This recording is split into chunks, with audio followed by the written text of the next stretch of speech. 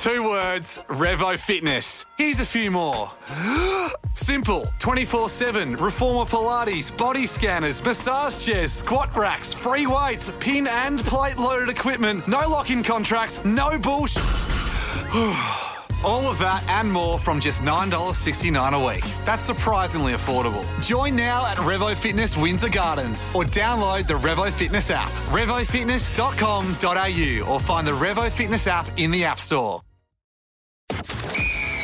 This is Shaun Sport in podcast form. Natalie, time to unveil our new docker for 2025. He's shiny. He's shiny, he's brand new. He's young. He's fresh-faced. Low Ks. Low Ks. Low Ks, which is very good, yeah, obviously. Jordan Clark will be joining us for season 2025. He is paying $5, as you told me already. $6 to be an All-Australian. They talked about it on the front bar last night. Clarky, good morning, mate. No, morning, guys. Thanks for having me. It's a pretty good number Welcome 6. to the team. Number 6 is Clarky's number for the Freo Dockers. yeah. Tearing off the back line. Yeah, it's all making sense. Yeah, no, I'm looking forward to this year. I'm pretty excited, as are you guys, by the sounds. So Yeah.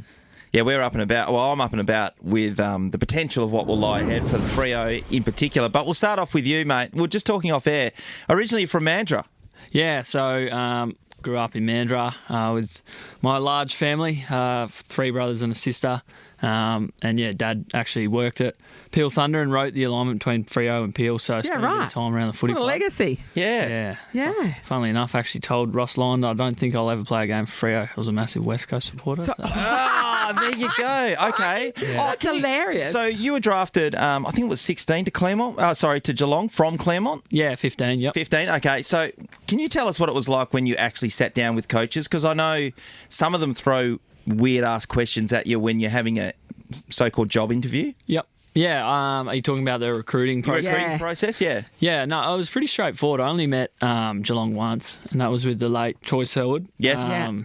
And so I only met Geelong once and had no idea that I was going to Geelong or anything like So that. they didn't give you any indication that they were very interested in you? Because if you went at 15, that's a high pick. Yeah, I was probably thinking, more GWS. I knew Freo were like sniffing on my around. hammer. Yeah, and I didn't want to go to Freo, so that was like, oh no. And then Oh, no. Geelong, funnily enough, popped up. I was on the airport to fly over for the draft. Yes. To be there the night and got off the plane and, turn your phone off. Yeah. Yep. Turn my phone back on. I had like 7 or 5 missed calls from Troy and a big long text to say, mate, you got to talk to us. You can't. And I just said, sorry, mate. I was on a plane. So he thought that you were dodging their like calls. just boycotting them. Yeah. How hilarious. You've got to talk to us. Yeah. And then probably the curliest question I got was from the Gold Coast Suns was had to explain my life in a book and all the different chapters. Really? And at that point, I had about 3 chapters. And I just didn't know where to go. Yeah, I don't know how that's a tough question. Yeah, answer that 17 and 18-year-old. Yeah. Like that's I know. pretty deep to be Yeah. able to sit there and go through it. Did you just say it's a very hungry caterpillar? Well, at that point, I hadn't read a book in my life. So I didn't even know where to start. What guys got drafted? At Claremont at that time, you guys were pretty good. Who else got drafted around? Maybe guys that were from Mandurah that you kind of grew up with. Any guys went on to AFL teams? I wasn't super close with this fella, but he's recently just got on Richmond's list and going all right. Jacob Blight. Yep. Crossed paths a bit at Mandurah. He's a year younger than me. Played a bit of cricket together. Then we went to Albany. They might have gone to Albany too. So do you think he was following you around? No, I don't know how it actually worked. It does get a bit spooky. But then I was obviously drafted Geelong. He went to Claremont and then back to Peel. Yeah. And then I got the trade across to Freo. I bought my house on the street, and his parents and where they lived was actually on the same street. Okay.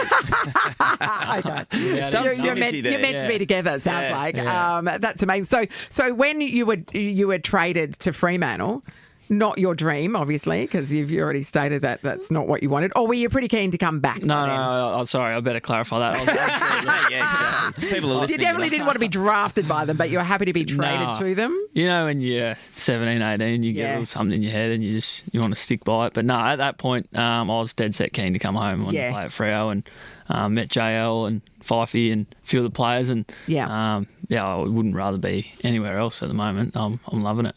Oh, absolutely. That's the right answer. You've got all the ingredients to have successful. But can I ask you, when you first met with Fifey and JL, did they take you out for dinner or something like that? Did they really try to lay it on thick?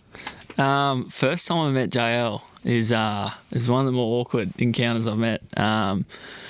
JL, I was still technically in the finals for Geelong. We're in a hub in WA. Yep. And I went around to his house to catch up with him. But there'd been a crash on the freeway or something. So JL lives in Carrinup. Yep. Coburn and Carrinup's pretty far away. Yeah. And I'd got to his house and he said, I'll just be a couple late. So I sort of sat in the car, thought I'd give myself enough time to make sure he's home. Yep. Knock on the door, and I think it was his daughter answers. And I was like, I'm here to see JL, and they were kind of unaware. Yeah. And I was like, oh, no. Then his wife comes down, and she was like, oh, yep, come through. So I'm just in his house with his wife and With his two Mel. kids. JL's not even there. And then he rocks up about 10 minutes later, and I was like, pretty nervous as you are. Yeah, you sit it's a there big deal. Yeah, and he wasn't even there. So What kind of conversation you do to pass the time? I mean, it's really awkward. I isn't know. it? Did Mel chuck on the TV for you at least Yeah. to try to... Let you watch some cartoons or something. may have offered me a Coke Zero or something like that. Yeah, right. And Yeah. then, upstairs. And then you had to go back. Were you staying?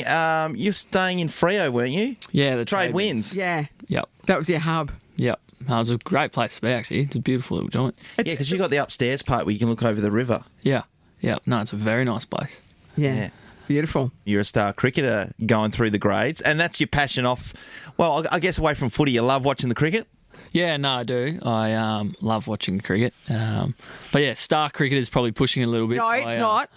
We looked at your Wikipedia page. Talked about what happened. Underage champions. Underage champions and a hat trick, if you don't mind. Yeah, yeah. If we're going to talk about it, we might as well throw the 5 for in as well. Yeah, come on, mate. Okay, talk me through the deliveries, because I remember I saw Damien Fleming once. He took a hat trick against the West Indies. Damien Fleming has dined out on his hat trick story for Yes. his entire speaking career. There's no doubt about it. So And you've that got he to could tell really you work every it. delivery. Oh yeah, So for sure. Give us So a tell rundown. us where you were, who you were playing, what the situation was. Yeah, so we're in Dubai playing Pakistan. So this is an international under 19s match. Under 16s or 17s, Under 16s, something like that. Yeah. under 12s. Sure, Yeah, we'll take it's it. a while ago.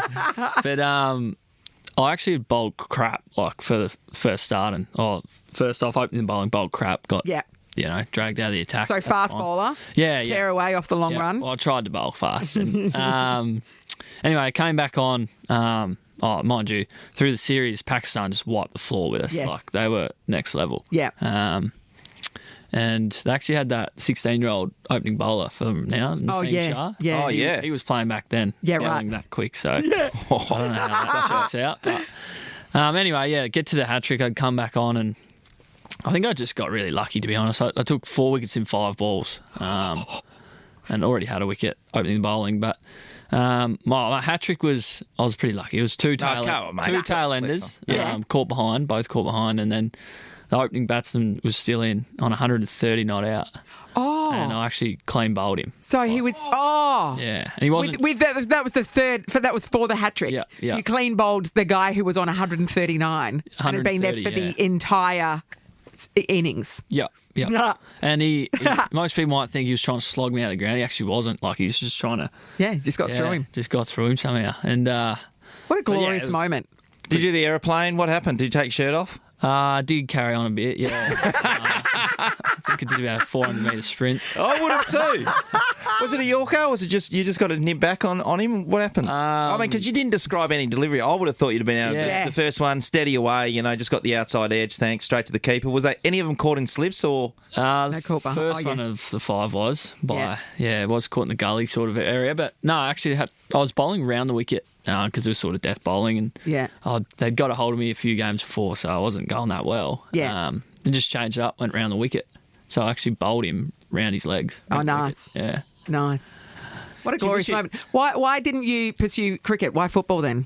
It was sort of always going to be footy for me anyway. You just happened to be good at cricket as well. Well, I played basketball when I was real young. Yeah. And I just couldn't get my head around basketball. I found it too boring. Like, I didn't enjoy it. Yeah, just running backwards and forwards all day. Broke my arm halfway through the year and couldn't finish out the season. Yeah, and so you're like, it was oh, well. a win-win. Yeah. Yeah. And then just wanted to play cricket. I had Yeah. an obsession when I was little with a cricket helmet. Always wanted a cricket Yeah. helmet. And then mum and dad wouldn't get me one, so I thought, well, the best way to do this, I'm going to have to play. Yeah. And yeah. So you wanted a cricket helmet without playing cricket? Yeah. Yeah. Okay. Yeah. We're around headbutting walls and stuff like that. Well, Yeah. Jordan, with the cricket, what guys went on to play and are playing at a high level now that we might know? Yeah, obviously there's some boys in there that are far better cricketers than I ever was, and Ollie Davies, Yeah. Mackenzie Harvey, Liam Scott just got one day Player of the Year. There's a few that are a bit younger, Fraser McGurk, Yep. Players like that. So none of the bowlers. Connor Sully sort of is Upland Queensland contracted a bit. So yeah, it's enough all around. It's a pretty hard sort of sport to crack. To be And honest. have you considered playing cricket in the off season? Because I know that one year Jimmy Bartels played grade cricket, and he got let off playing a pre-season match for Geelong so that he could play in a cricket final. Oh, well, it sounds great, but because they've invested so much money in the individuals now, they'll be going. I remember Luke Longley couldn't even go body surfing. It was in his contract when he was playing in the NBA. So, yeah, that would be the case, wouldn't it? They wouldn't let you play? Yeah, well, a few clubs let their players play. Yeah. Geelong let me play. Did they? Yeah, there you go. But ever since I've been at Freo, the text They're like, goes no. out probably annually to JL in the off-season. Hey, mate, you think I can just play this weekend? I won't bowl. I'll just bat. And, nah. No? Says no. Who would you play for? I wouldn't play. I played when I first came back in the districts comp for my old club, Rocky, with my brothers, but I'd go out to the bush and play with a few of my best mates. Oh, yeah. Just a bit of bush cricket. So, in hindsight, it probably saves me a 4-hour car drive. Yeah. A few cracks in the advantages. pitch, I imagine. Now, Clark, you have been talking about Fremantle and their positioning this season. Of course, it didn't finish the way a lot of people would have hoped, and those are the Fremantle Dockers supporters, not necessarily All the ones that had bought flights to Melbourne for the finals, yeah. So there was a number of players who hit the skids at the end of the year through injury, and then just close losses throughout the season actually was a bit of a theme. You probably would have addressed that this year. Yeah, I think there was a stat going around that we were bar Sydney were in front at 3/4 time more than any other team in the comp, and lost a lot of those games. So That is an extraordinary statistic, isn't it? And it's not lack of fitness. You're obviously as fit as any other team going around. Yeah. So what was that? Bad luck? I think a bit of just everything in one. Yeah. Game awareness, our ability to execute under pressure. Does it it becomes mental at that point? Not really mental. No. It's probably we are a pretty young group, still are. Yeah, sure. And that's not an excuse. No. But with a young group, and you look around A bit of inexperience, yeah. Yeah, you look at Collingwood, who have the Yeah. amount of players they have, and the experience would just be able to get that done. And Yeah. when we're sort of leaning on each other, it's a group of young fellas at times, and Yeah. so that's the learnings Just need a we've bit of got to belief have, in and- yourselves, yeah, So yeah. I think there's a bit of a silver lining in it too. Yeah, in those circumstances, and you'll see this throughout the year, when teams are in front and it's getting close to the end, then they go into game-saving mode. Yes, So they're yeah. looking to kick the ball around, maintain possession, and or kick the ball long down the line. But because of that, and ground positions where the game's played these days, so you just need to get it in your forward half, you get it in there, you're Yeah. about to score. So from the opposition's point, if you're winning and you go, okay, we're going to save the game, right, Yeah. everyone go down the line, we'll Take kick the it foot off long. the pedal. Yeah. The opposition are all going to be there, and they're playing one way, and that is straight towards goals as fast Yeah. as they can. So it's almost going into a boxing match sometimes, and you've got to find the balance between, I'm going to stay on the ropes because I know there's 10 seconds to go in the fight, and I'm just going to cover up and hope I can get knocked out, versus, still playing a few shots. Chucking some punches, yeah. Yeah. There's how I Sean's see going to it. come Yeah, down I and see give it. you No, guys you a summed it pep up talk. very Is well. that? Hit the nail on the head. I wouldn't be able to explain it like that. Well, we're looking forward to a big season from you, Jordan. Thanks for joining our team. Really appreciate your time coming in this morning. It's now a good or a bad time to tell him about the Nova curse. Oh, no, we're telling him off. No, we're not saying it on there. We're definitely not. Great to have you on board, Jordan. Thank you. It's great to be here. Shaun Sport in podcast form.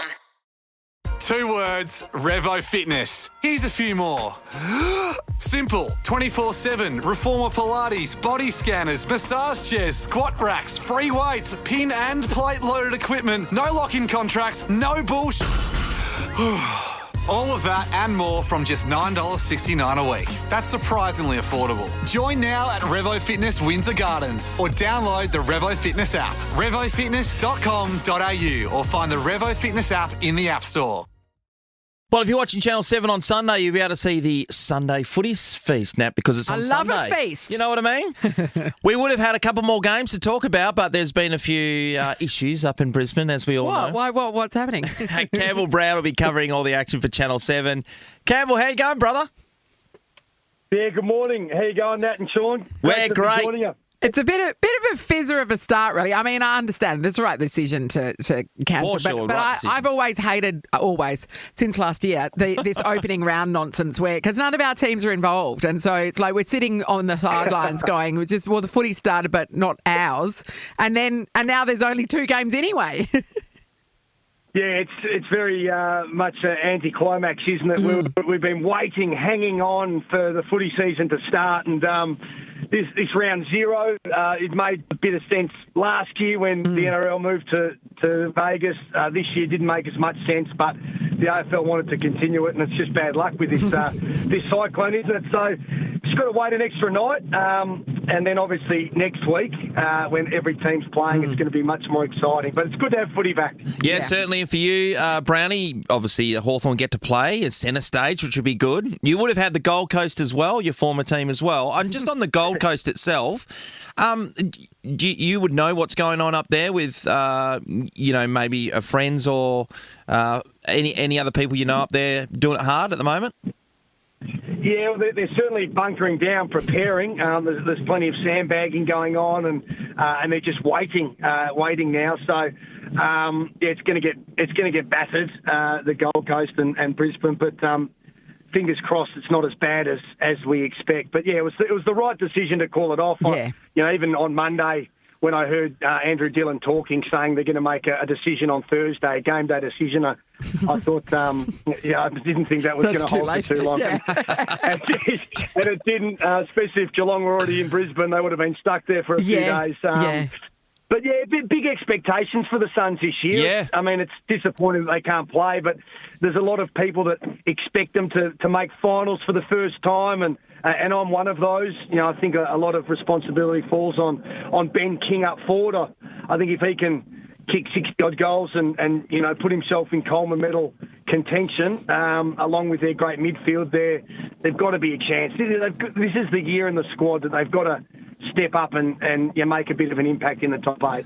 Yeah, it's interesting with the Gold Coast. It takes a while to get your footprint in when a new team comes in. When you were there at the start, obviously you went up there for the bags of cash that they offered you. But secondly, what was it like? What was it like living up there and trying to be as professional as ever? When there's a lot of temptation. Oh, yeah, mate. Melba's would have been calling Brownie all day long.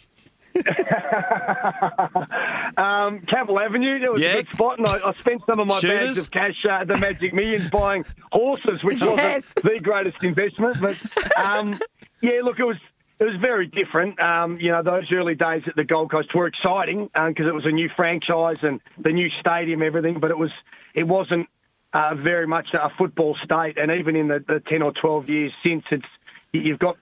The junior players coming through the ranks are much increased. You've got a fantastic development program up there. Like some of the best players in the land now are coming out of the Gold Coast Academy, which is great to see. And I think with any club, it does take a little while to find your footprint. And the time is now, though. I think they have got the right leader, they've got the right coach, and they've got a nucleus there defensively up forward and through the midfield that they should have played finals last year, and they finished the season off really poorly, but there's no excuses for them this year. And you know what? I don't think there's any excuses for the Fremantle Dockers either this year. I reckon they're primed and ready to go, and should be putting himself right in contention to win an inaugural flag. No, I agree with that. I know you agree with it, but is it going to happen? No, we're in the window, the so-called window. They're still a young team, but they've got all the pieces in the puzzle. Yes, and I mean, they just so narrowly missed the finals last year. Like, they were in contention until the last couple of weeks, essentially, weren't they? The competition's never been stronger because battered down to 12th last year, and I'd imagine it'll be pretty much similar this year. Yeah. Who, like you say that, so Fremantle and Gold Coast. So who do you think is going to fall out of that top 8 then, Brownie? I think the Western Bulldogs will struggle a little bit. Especially Bont doing his calf doesn't help their start to the season. I know they didn't play finals last year, but I've got question marks. That Melbourne jumped back into the 8.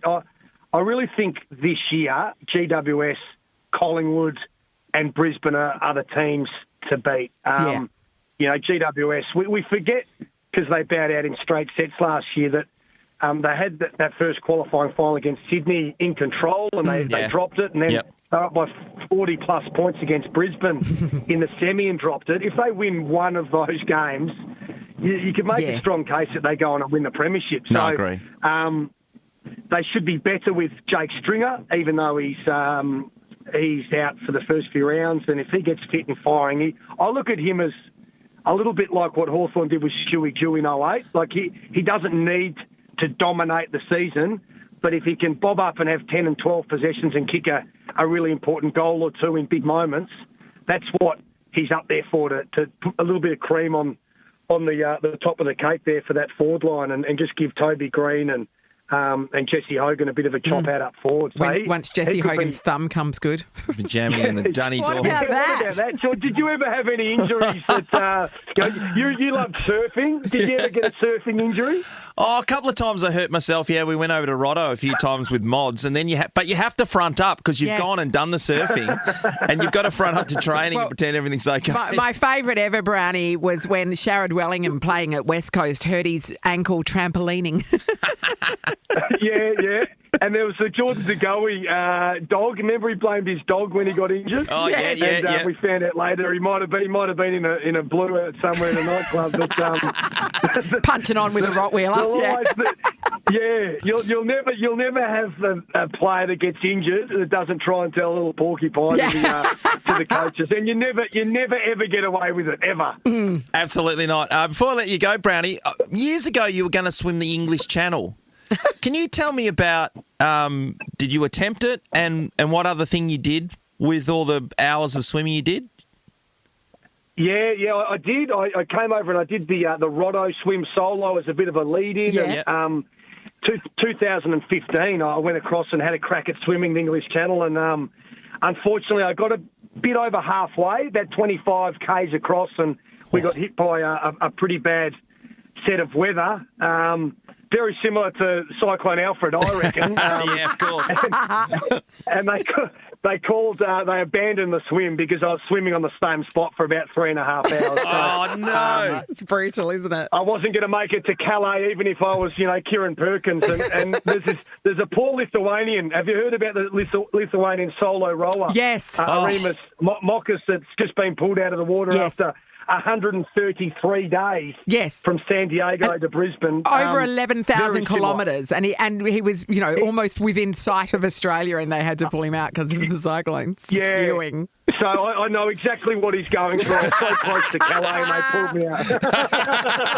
Amazing. Brilliant. Amazing. Well, Campbell, we look forward to Love seeing your your work, action mate. on Sunday, mate. The Footy Feast on Channel 7, everyone. Have a look. It's going to be fantastic. Better than a Sunday roast, let's 100%. face it. Good on you, Brownie. Brown. Shaun Sport is a Nova podcast. For more great comedy shows like this, head to novapodcast.com.au. 2 words, Revo Fitness. Here's a few more. Simple, 24/7, Reformer Pilates, body scanners, massage chairs, squat racks, free weights, pin and plate loaded equipment, no lock-in contracts, no bullshit. All of that and more from just $9.69 a week. That's surprisingly affordable. Join now at Revo Fitness Windsor Gardens or download the Revo Fitness app, revofitness.com.au, or find the Revo Fitness app in the App Store.